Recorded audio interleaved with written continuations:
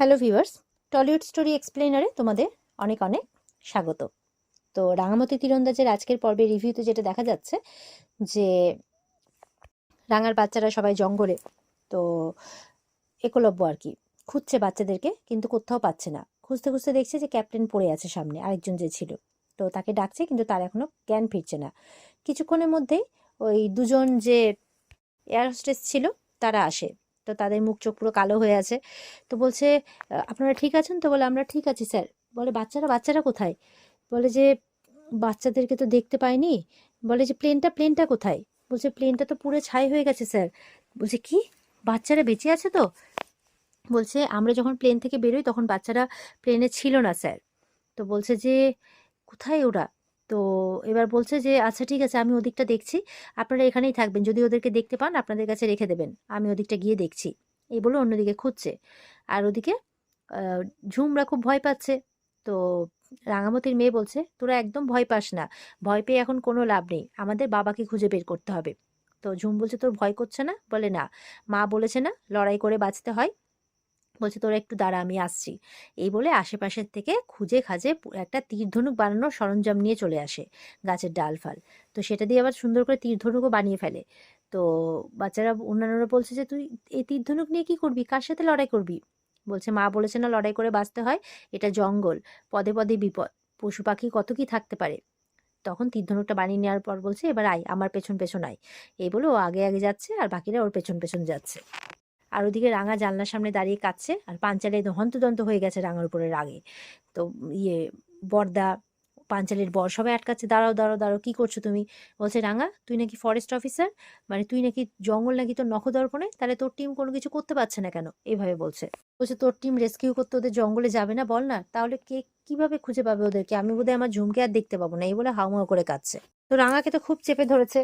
তো অঙ্কুর বলছে, রাঙা বারবার করে বারণ করেছিল একলব্যকে, কিন্তু একলব্য শুনলো না, ওর জেদটা দেখালো। তখন সব্য বলছে, বরাবরই ওর জেদটা ওরকমই, বরাবরই।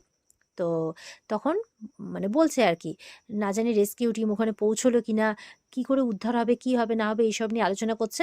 তখন সত্যজিৎ আসে, এসে বলছে, রেস্কিউ টিম কিছুক্ষণের মধ্যে ওখানে পৌঁছবে, দিয়ে আমাদের রিপোর্ট করবে। আর রাঙাকে বলছে, "রাঙা, তোমার সাথে কিছু কথা আছে আমার।" তখন বৃন্দা আসে, এসে বলছে, "কেন? ওকে আড়ালে নিয়ে গিয়ে তোমরা কথা বলবে, প্ল্যানিং করবে, সব বুঝতে পারছি, কিন্তু রাঙা, তোর কি মন টন বলে আর কিচ্ছু নেই? হ্যাঁ, বাড়ির সবার কি অবস্থা বুঝতে পারছিস তো? তোমরা শুধুমাত্র পুলিশ অফিসার আর একজন ফরেস্ট ফাইটার হয়ে থেকে যেও না, বাড়ির সবাইকে বোঝার চেষ্টা করো।" রাঙা তখন বলছে, "ছোটবেলা থেকে আমি অনেকজনকেই হারিয়েছি, আমার মাকে হারিয়েছি, আমার বাবাকে সামনে চোখের সামনে মরতে দেখেছি, আমার সন্তানকে আমি ভগবানকে নিজের কাছ থেকে কেড়ে নিতে দেব না, কিছুতেই না। দরকার পড়লে ভগবানের সাথে লড়াই করে ভগবানের কাছে গিয়ে আমি আমার বাচ্চাকে ফেরত আনবো।" এইভাবে বলছে আর কি। তো বলছে, "দিদিভাই চিন্তা করিস না, বাকিদেরকেও বোঝা, এই রাঙার শরীরে যতদিন প্রাণ আছে একটা বাচ্চারও কিছু হবে না।" তাই বলছে।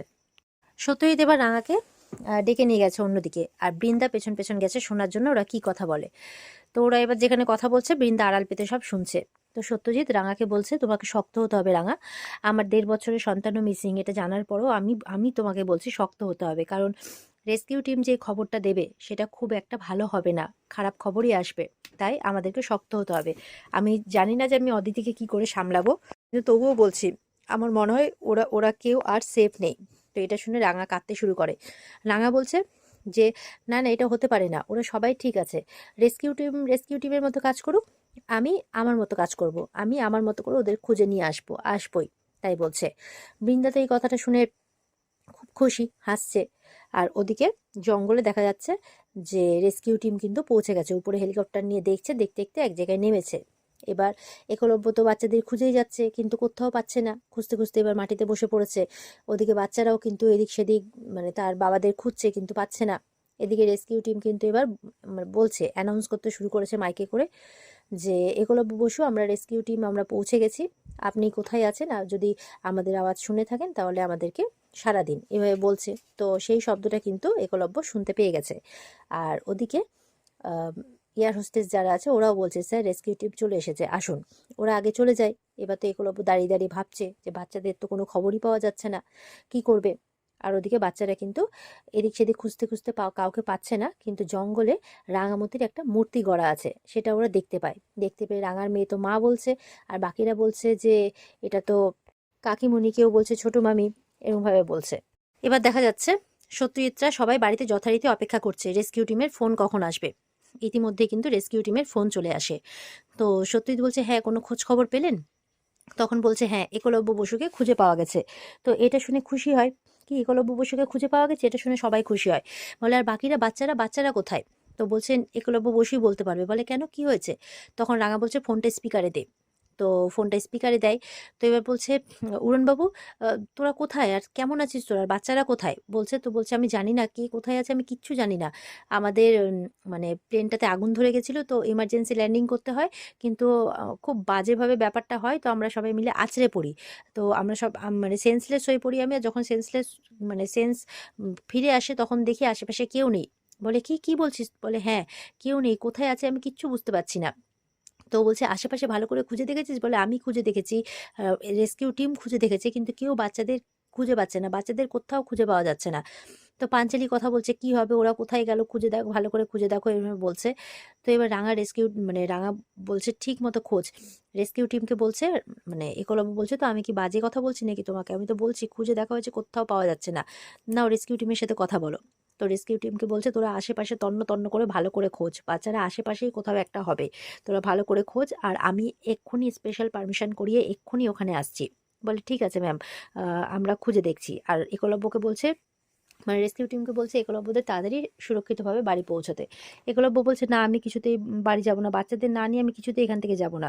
বলছে দয়া করে উড়নবাবু আর তুই জেদ করিস না, আমি ওখানে যাচ্ছি, ওখানে থাকাটা তোর জন্য সেফ হবে না, তুই বাড়ি ফিরে আয়, আমি যাচ্ছি, আমি কথা দিচ্ছি আমি বাচ্চাদের ফিরিয়ে নিয়ে আসবো। তাই বলছে। তো এই বলে ফোনটা কেটে দেয়। এবার তো একলব্য চিন্তায় পড়ে যায়, বাধ্য হয় রেস্কিউ টিমের সাথে যাওয়ার জন্য। আর এদিকে মন চাইছে না, কারণ বাচ্চারা এখানে আছে। ওদিকে বাচ্চারা রাঙামতির মতো দেখতে মূর্তি পেয়েছে, সেও তীর ধনুক নিয়ে আছে, কিন্তু চুলগুলো পাকা। তো বাচ্চারা ভাবছে যে মায়ের মতো দেখতে কিন্তু চুল পাকা, মা তো এখানে কখনো আসেনি, আর মার তো চুলও পাকেনি, তাহলে ইনি কে? আমরা এখানেই বসি, চল, আমাদের কিচ্ছু হবে না, আমার মনে হয় আশেপাশে কোনো মানুষ আছে, এখানে আমাদেরকে ঠিক খুঁজে পাবে কেউ না কেউ। তাই বলছে। তো এই বলে রাঙার মেয়ে সবাইকে সাহস দিচ্ছে। তো সবাই মিলে সেখানে বসে পড়ে। ইতিমধ্যে দেখা যাচ্ছে মানে রাঙা স্পেশাল পারমিশন করে হেলিকপ্টার নিয়ে সেই জঙ্গলে পৌঁছে যায় রেস্কিউ টিমের কাছে। আর আশেপাশে ভালো করে তন্ন তন্ন করে খুঁজতে থাকে। আর এখানেই কিন্তু আজকের পর্ব শেষ হয়ে যায়। ও কিন্তু বাড়িতেও কথা দিয়ে এসছে, কেউ চিন্তা করিস না, আমি বাচ্চাদের ঠিক ফিরিয়ে আনবো, কারণ বাড়িতে কাউকে সামলানো যাচ্ছে না, একমাত্র রাঙারাই মন শক্ত করে আছে। তো দেখতে পাবো আমরা আগামীকালকে যে রাঙা তার বাচ্চাদের কিভাবে খুঁজে পাচ্ছে, বা আদৌ পাচ্ছে কিনা। দেখার জন্য সবাই অপেক্ষায় থাকবে। তো আজকের মতো পর্বের রিভিউ এই পর্যন্তই। যদি ভালো লেগে থাকে তাহলে লাইক কমেন্ট করে জানাবে, আর চ্যানেলের সাথে জুড়ে থাকতে চ্যানেলকে সাবস্ক্রাইব কিন্তু অবশ্যই করবে। তো ভালো থেকো সবাই, আগামী দিনের পর্বে রিভিউ নিয়ে দেখা হবে তোমাদের সাথে। টাটা।